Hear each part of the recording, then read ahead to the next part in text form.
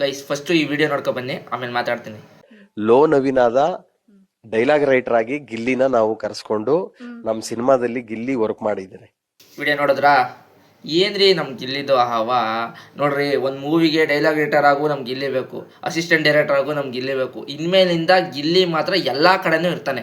Big boss ಮುಗಿಸ್ಕೊಂಡು ಬಂದಮೇಲೆ ನೆನ್ನೆ ಎಪಿಸೋಡ್ ನೋಡ್ತಿದ್ರೆ ನೀವು, ಏನ್ರಿ ಕೌಂಟ್ರುಗಳೋದು, ಕೌಂಟ್ರು ಮೇಲೆ ಕೌಂಟ್ರು, ಏನೇನು ಡೈಲಾಗ್ಗಳೋದು, ಎಲ್ಲರೂ ಖುಷಿ ಆಗುತ್ತೆ ಆ ಥರ ಮಾತಾಡ್ತಿದ್ರೆ. ಎಲ್ಲರೂ ಏನು ಜನಗಳೆಲ್ಲ ಓ ಅಂತಾರೆ. ಯಪ್ಪ, ಅವ್ನು ನಿಜವಾಗ್ಲೂ ಡೈಲಾಗ್ ರೈಟರಾಗೂ ಮಾಡ್ತಾನೆ, ಅಸಿಸ್ಟೆಂಟ್ ಡೈರೆಕ್ಟ್ರಾಗೂ ವರ್ಕ್ ಮಾಡ್ತಾನೆ, ಈ ಕಾಮಿಡಿ ಆ್ಯಕ್ಟ್ರಾಗೂ ವರ್ಕ್ ಮಾಡ್ತಾನೆ. ಇನ್ನೇನು ಮಾಡಬೇಕು ಇಂಡಸ್ಟ್ರಿಗೆ, ಎಲ್ಲ ಮಾಡ್ತಾನೆ. ಈಚೆ ಬಂದಮೇಲಂತೂ ಪಕ್ಕಾ ಮಿನಿಮಮ್ ಒಂದೇ ಒಂದು 20 ಫಿಲಮ್ ರೆಡಿ ಆಗೈತೆ ಅವನ್ನ ಕಾಮಿಡಿಯಾಗಿ ಆ್ಯಕ್ಟರಾಗಿ ಹಾಕ್ಕೊಳ್ಳೋಕ್ಕೆ. ಪಕ್ಕ ಅದು ಏನು ಸ್ಪಾಂಟ್ನೇಸು ಟಕ ಟಕ ಟಕ ಡೈಲಾಗ್ಗಳು ಬರ್ತಾ ಇರ್ತವೆ.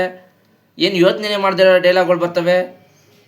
ಯಪ್ಪ, ಎಪಿಸೋಡ್ ಸಕ್ಕತ್ತಾಗಿತ್ತು ನೆನ್ನೆ, ಮಸ್ತಾಗಿತ್ತು ಎಪಿಸೋಡು. ರಜತ್ ವರ್ಸಸ್ ಗಿಲ್ಲಿ. ಆಮೇಲೆ ರಜತ್ ವರ್ಸಸ್ ಗಿಲ್ಲಿ ಆಗಿರೋದನ್ನ ಅಶ್ವಿನಿ ಮೇಡಮ್ ಸಕ್ಕ ಸಂತೋಷ ಪಟ್ಬಿಟ್ರು. ಆಮೇಲೆ ರಕ್ಷಿತಾ ಮತ್ತು ಧ್ರುವಂತ ಸೀಕ್ರೆಟ್ ರೂಮ್ಗೆ ಹೋದ್ರು. ಅದು ನಮಗೆ ಗೊತ್ತು, ಅವ್ರಿಗೆ ಗೊತ್ತಿಲ್ಲ, ಏನು ಮಾಡೋಕ್ಕಾಗಲ್ಲ. ಯಾಕಂದ್ರೆ ಒಳಗಡೆ ಇರೋರೆಲ್ಲ ಈಚೆನೇ ಹೋದ್ರು ಅಂದ್ಕೊಂಡಿರ್ತಾರೆ, ನಮಗೆ ಮಾತ್ರ ಗೊತ್ತು ಅದು ಸೀಕ್ರೆಟ್ ರೂಮು ಅಂತ.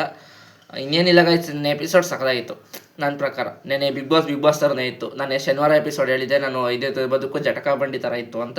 ನೆನ್ನೆ ಎಪಿಸೋಡ್ ಥರನೇ ಇತ್ತು, ಬಿಗ್ ಬಾಸ್ ಥರನೇ ಇತ್ತು. ನಂಗೆ ಸಕ್ಕತ್ ಖುಷಿ ಆಯಿತು. ಹಿಂಗಿರಬೇಕು ಬಿಗ್ ಬಾಸು.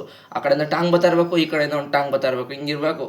ಮೊನ್ನೆ ಏನೂ ಇರಲಿಲ್ಲ, ಟಾಂಗ್ ಹೋಗಿ ಹಿಂಗೆ ಇರಲಿಲ್ಲ. ಟಾಂಗ್ ನಿಲ್ಲಿಸ್ಬಿಟ್ಟು ಬರೀ ಸುದೀಪ್ ಸರ್ ಮಧ್ಯದಲ್ಲಿ ಬಂದು ಅವ್ರಿಬ್ರು ಬೇರೆ ಬೇರೆ ಮಾಡೋತಾನೆ ಇತ್ತು, ಅಶ್ವಿನಿ ಮತ್ತು ರಜತ್ ಅವ್ರನ್ನ, ಚೈತ್ರ ಅವ್ರನ್ನ. ಆ ಥರ ಬೇರೆ ಬೇರೆ ಮಾಡೋ ಥರ, ಅಂದರೆ ಬೇರೆ ಅಂದರೆ ಆ ಥರ ಬೇರೆ ಅಲ್ಲ, ಮಾತನ್ನ ಸ್ಟಾಪ್ ಮಾಡಿ ನಿಲ್ಲಿಸಿ ನಾನು ಮಾತಾಡ್ತೀನಿ ಅನ್ನೋ ಥರ ಇತ್ತು ಅಷ್ಟೇ.